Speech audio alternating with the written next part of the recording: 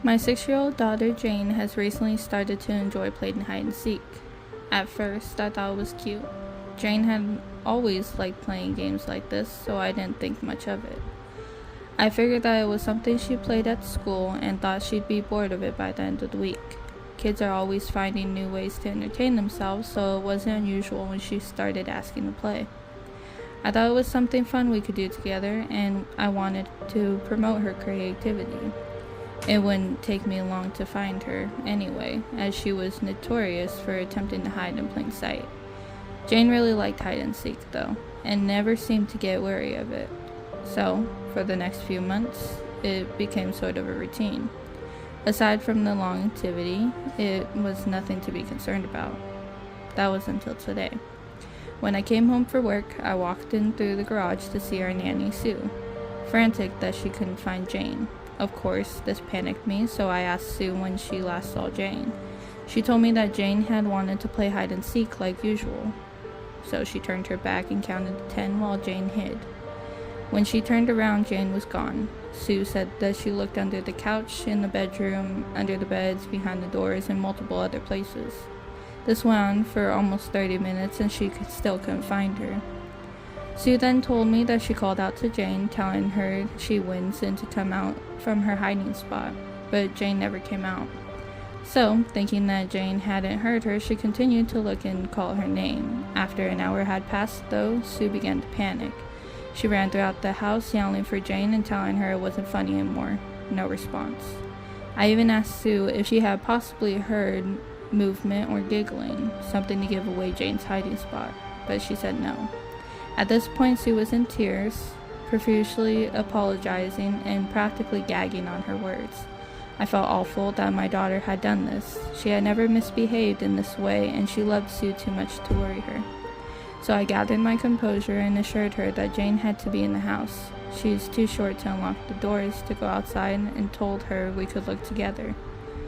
We must have looked for hours, in and under every place that a child could fit or hide. When I finally remembered a spot that Sue would never think to look, it was in Jane's closet.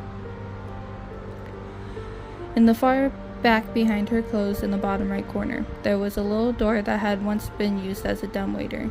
I forgot that it even existed, but I rushed to Sue and told her, gasping between words. We ran to Jane's room and frantically pulled the closet door open. After taking it almost off its hinges, I dropped to my knees, shoved a mound of clothes to the right, and there it was. Right in front of us was the door to the dumbwaiter. It was painted over with a coat of white paint, but you could still see the dark outline squared in the wall.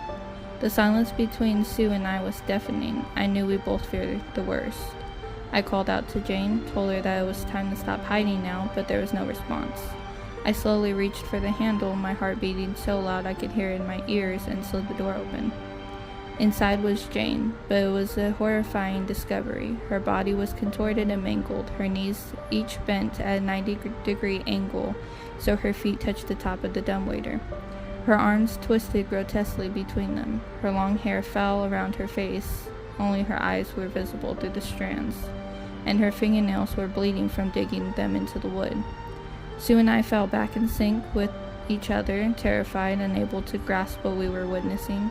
After a moment, Sue said that she must have been in shock, possibly from the broken bones. So, she began to stand up to call the ambulance. It was then when Sue moved that Jane started to scream. It was a shrill, animalistic scream, like a deer that had been hit by a car and left to die. Despite this, Sue managed to get up and find her cell phone to call an ambulance. It wasn't until she returned that the screaming stopped. I thought that maybe Jane had passed out from pain, so I slowly scooted my way towards her. I must have only moved a few inches when I saw her eyes look at me, unblinking and glazed over. I called her name gently, but something inside me told me not to go near her. I wanted to console her, but I was scared of her. I was scared of my own daughter. It must have been 5 minutes before I heard the sound of the ambulance outside the house. Flashes of red shined through the window of Jane's room, and a wave of relief washed over me. I looked back over to Jane, but instead saw the door of the dumbwaiter closing and the top of Jane's head going down. I jumped towards it and managed to stop it at the last second, my hand between the door and the inside of the dumbwaiter. I yelled to Sue to go downstairs and get the medics, when a sharp pain suddenly shot through my index finger. I screamed and pulled my hand away, a trail of blood following on the floor. I then watched as the dumbwaiter closed and could hear Jane giggle as she was being lowered down. But I had soon forgotten about that, as the agonizing pain in my finger quickly became unbearable. I brought my hand up slowly where I could see it and unwrapped my other hand from it.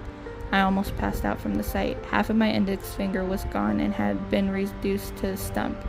It had been bitten off right at the joint. I felt the blood swelling up inside, throbbing against my skin. I then heard Sue come running in, alerting the medics down the hall to come quickly.